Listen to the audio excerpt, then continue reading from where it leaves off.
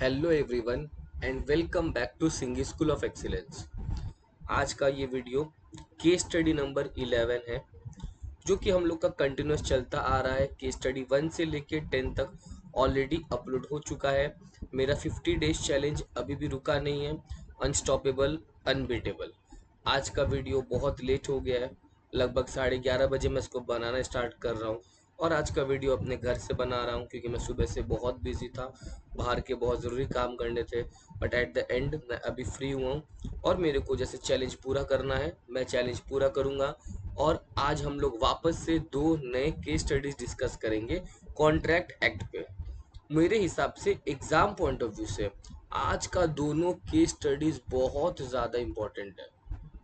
मैं दोनों case studies को आपको डिटेल में समझाने वाला हूँ, ठीक है। तो चलो स्टार्ट कर देते हैं। अगर आपने पुराने वीडियोस नहीं देखे हैं तो प्लीज़ एक बार उनको ज़रूर देख लो, और देखने के बाद थोड़ा कमेंट करो, शेयर करो, दोस्तों के साथ शेयर करो, सब्सक्राइब करो। इससे यार मुझे मोटिवेशन बहुत ज़्यादा मिलता है, ठीक है। चलो लेट स्टार्ट। देखो क्या लिखा है। Suraj guarantees Vikas for the transactions to be done between Vikas and Nikhil. दो पार्टी है बेटा, एक पार्टी विकास है और एक पार्टी निखिल है।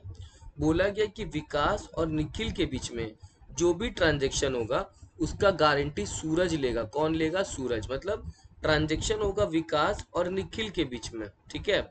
और उसका गारंटी पर्सनली कौन लेगा? सूरज लेगा। तो बेटा सूरज इज द थर्ड पार्टी, ठीक है। सूरज गारंटी लेगा जो भी ट्रांजेक्शन होगा विकास के बीच में और निखिल के बीच में।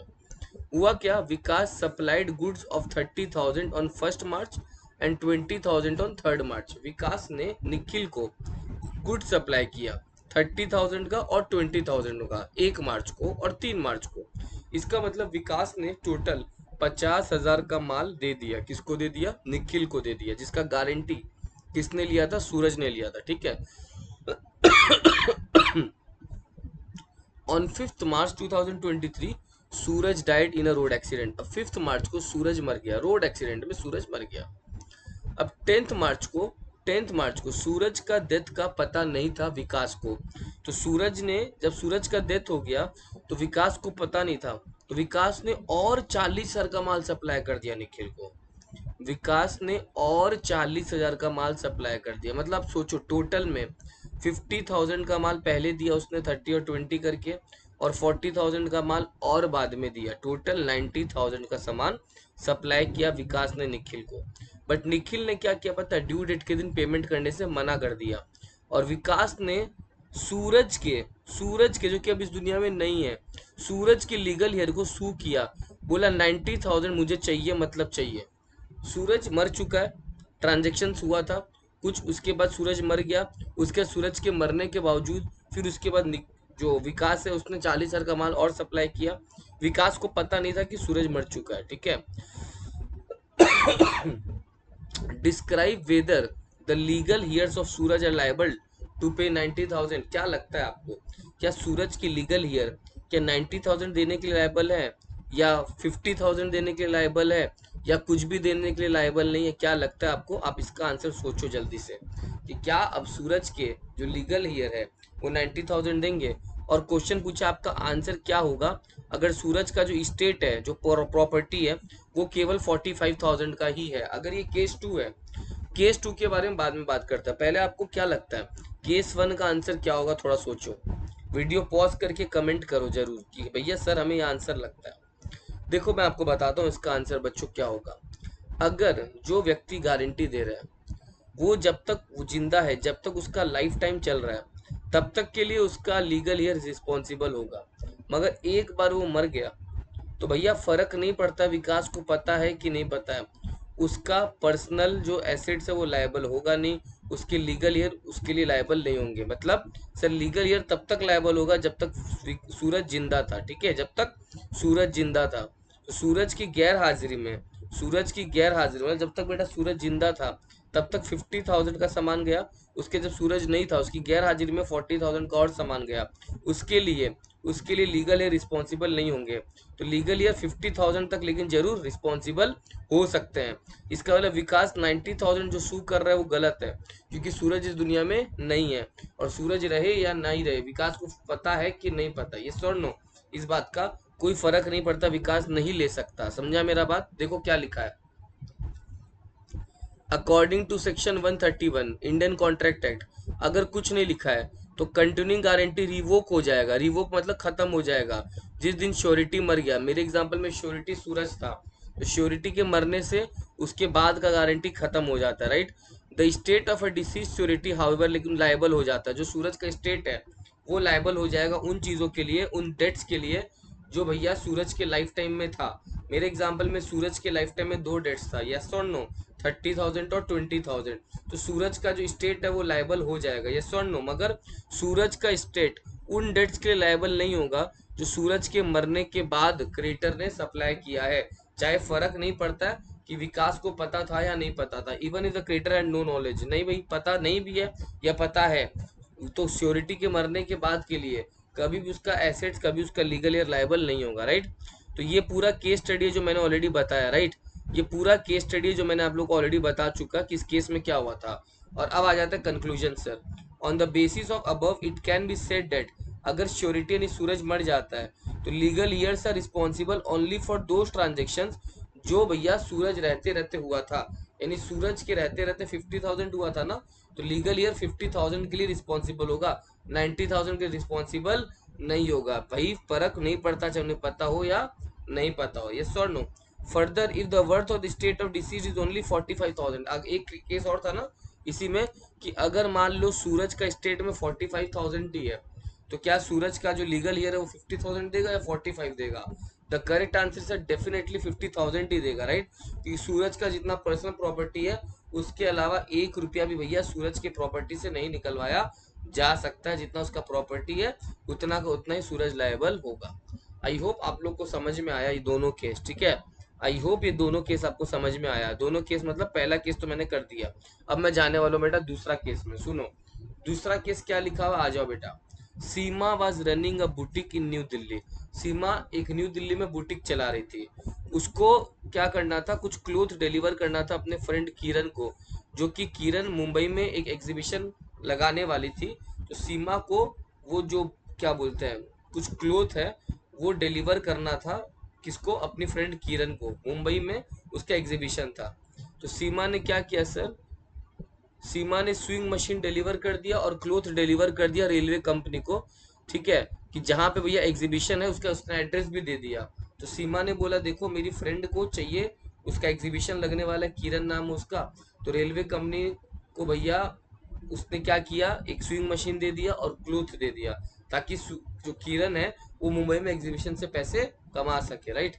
सीमा expected to earn an exceptional profit from the sales. Seema को उम्मीद था बहुत एक्सेप्शनल प्रॉफिट मिलेगा, बहुत एक्सेप्शनल प्रॉफिट मतलब बहुत हाई प्रॉफिट, लेकिन उसने इस चीज को रेलवेज अथॉरिटी को नहीं बताया। वो जो हाई प्रॉफिट्स को मिलने वाला था कि भैया वो सिर्फ और सिर्फ वो अपने तक ही रखी, ठीक है।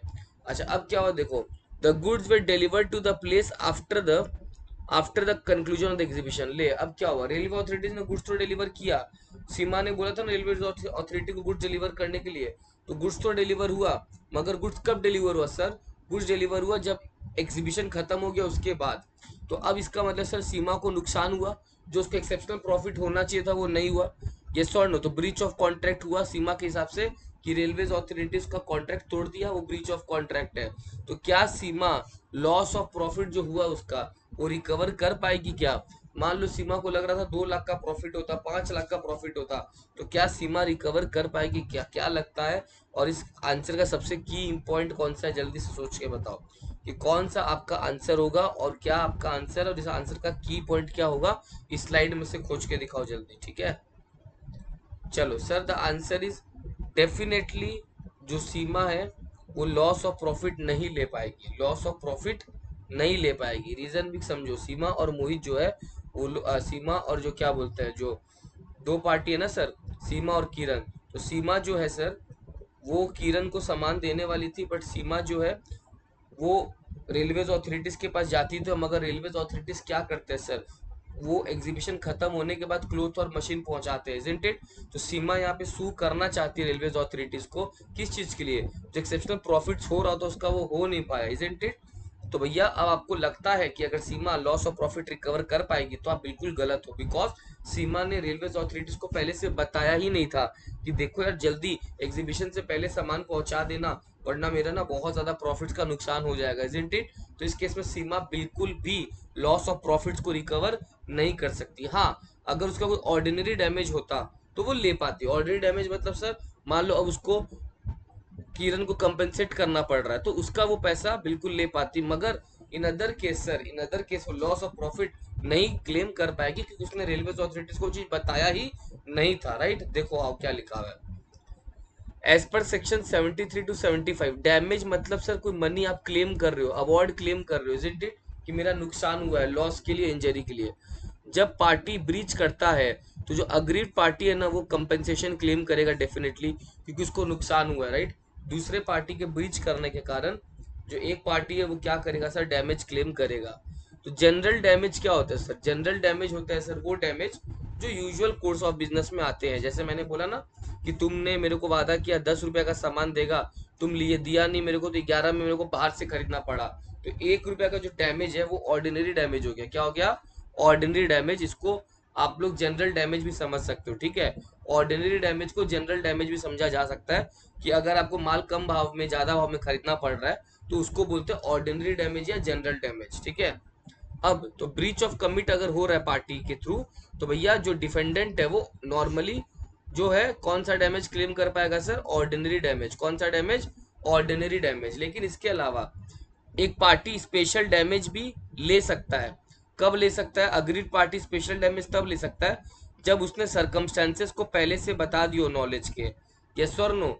जैसे मेरे एग्जांपल में अगर सीमा ने रेलवे अथॉरिटीज को पहले से बता दिया होता कि भैया देखो ये जो मेरा सामान है वो जल्दी पहुंच जाना चाहिए, तो उस केस में सीमा को जो है, उस केस में सीमा को जो है सर, जनरल डैमेज तो मिलता ही मिलता, मगर साथ साथ स्पेशल डैमेज भी मिल जाएगा, इजंट इट?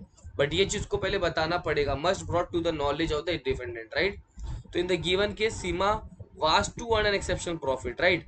लेकिन सीमा ने कभी उस चीज को इन्फॉर्म किया ही नहीं रेलवेज अथॉरिटीज को, और रेलवेज अथॉरिटीज ने बाद में डिलीवर किया। तो Seema can recover only the loss, normal जो लॉस हो रहा है ना उसका ऑर्डिनरी कोर्स ऑफ बिजनेस में, वो रिकवर कर पाएगी, मगर वो स्पेशल प्रॉफिट्स रिकवर नहीं कर पाएगी जो लॉस ऑफ प्रॉफिट्स के कारण है। तो स्पेशल डैमेज वो रिकवर नहीं कर पाएगी, मगर ऑर्डिनरी डैमेज बिल्कुल कर सकती है। आई होप आपको दोनों केस स्टडी समझ में आया, ठीक है?